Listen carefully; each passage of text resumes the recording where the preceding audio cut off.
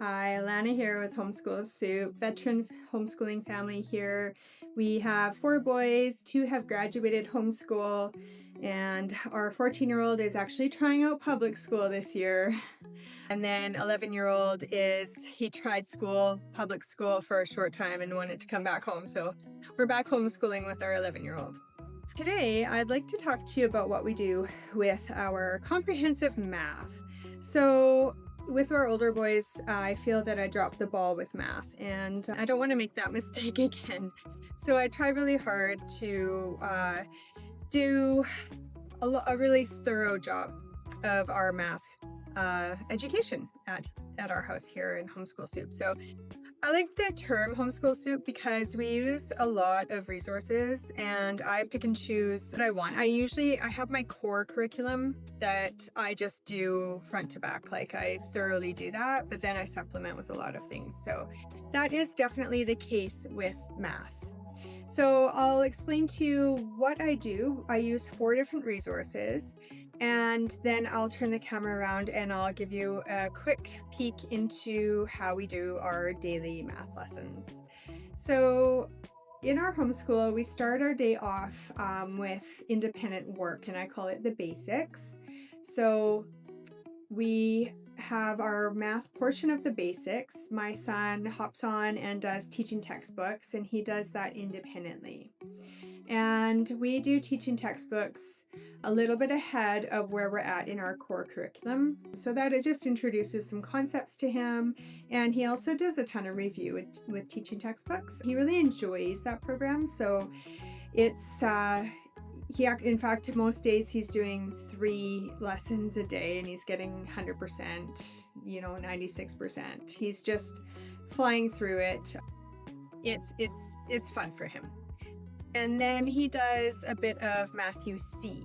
And Matthew C is not our core curriculum. We use it as complementary to follow along with our core, which is Rod and Staff. So with Matthew C, the goal is to do a lesson, but with our basics, it all depends on our time. So he'll get done at least 2 pages of a lesson.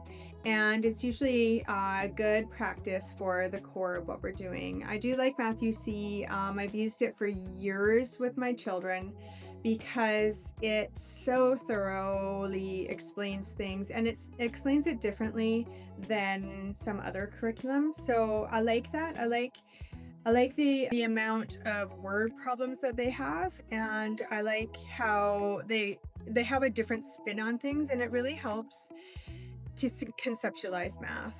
Okay, so then we finish our basics, and then when it's time for our math lesson, we aim for math 5 days a week.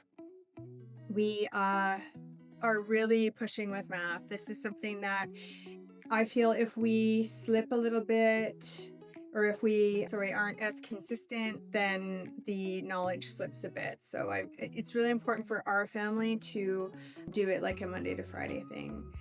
So we'll do Rod and Staff, which is our core curriculum. And Rod and Staff is the best that I've seen. It's inexpensive and it's so thorough. It covers everything. I really, really value this curriculum. So we'll do our Rod and Staff lesson, and that usually takes 30 to 40 minutes at the most. It's got a lot of flashcards and worksheets and speed drills, a lot of stuff and a lot of review for each lesson.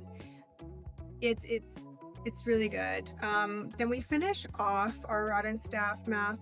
We finish it off with a math with confidence. And I go into the previous grades for the math with confidence.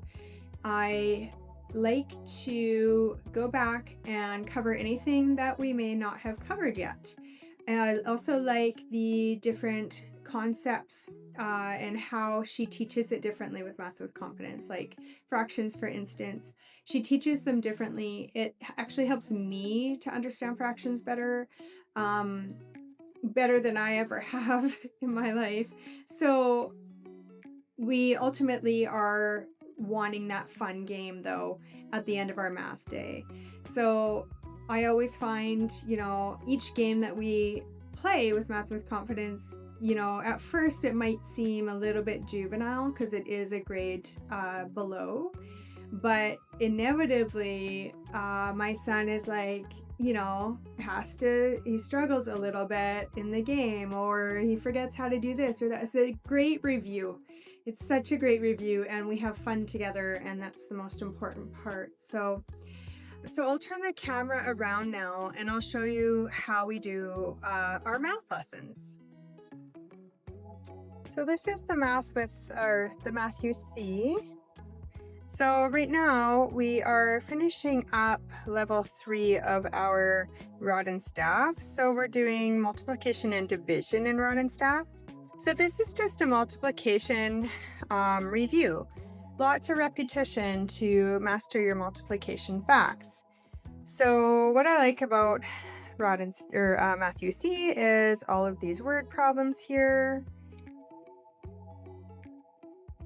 And then just reviewing those math facts. Always some addition review. So he'll do at the most a lesson. So the lessons would go from 19A to 19G. And most days it's just 2 or 3 pages as his warm-up for math in the morning. This is Rod and Staff Arithmetic 3. And we are right at the back here. We're almost done. So it tells you what materials to gather. Then it tells you, I just write this on paper actually, what you would write on a chalkboard. And it tells you exactly step by step what to do for each lesson. Your flashcards, oral drills, and lots of review. As usual, money, measurement yards, conversions, and then place value. And then you have your black line forms. So you just photocopy what you need for that day. I give him that as a warm-up, and he just whips through it really fast. It really warms up his brain to get the lesson done. And then the lessons, I actually just make him do every second lesson. So because we do so much math, it's not as much for him. And yeah, it takes about 30 minutes to complete Rod and Staff math. And then this is Math with Confidence, level 3. So like I said, we go behind a level just for review, practice, and games at the end of our math day. And I choose a lesson that will complement our math, hopefully. I do work from the book text front to back and use whatever we have not covered or whatever I feel we need more practice with. Often it's mental math conception work that I think that is very helpful. So finding missing add-ins to 1000, right? Like I think that's totally helpful. And then at the end of each lesson, there is usually a game to do or an activity anyhow, and then they have their work to do. Let me find a game for you here.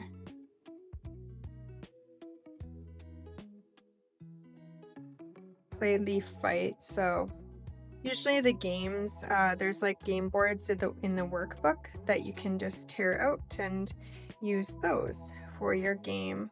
Often they're a dice game or a little token and race game or something like that. So that's how we end our day with fun, and it's usually a 15-minute Math with Confidence lesson. So there you have it. It may seem like a lot, but we are consistently surprised at the amount of mental math that my 11-year-old can do. He can figure things out pretty quick, and I think that using different resources and what's good from all the resources is a great way to pick and choose what works for a child. And I also do think though that sticking with one core curriculum is important.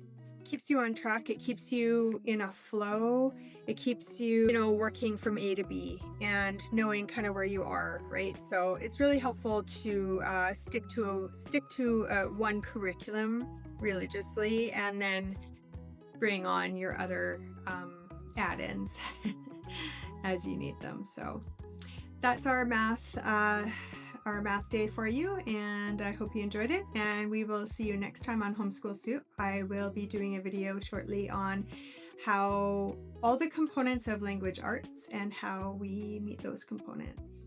Thanks for watching. Bye.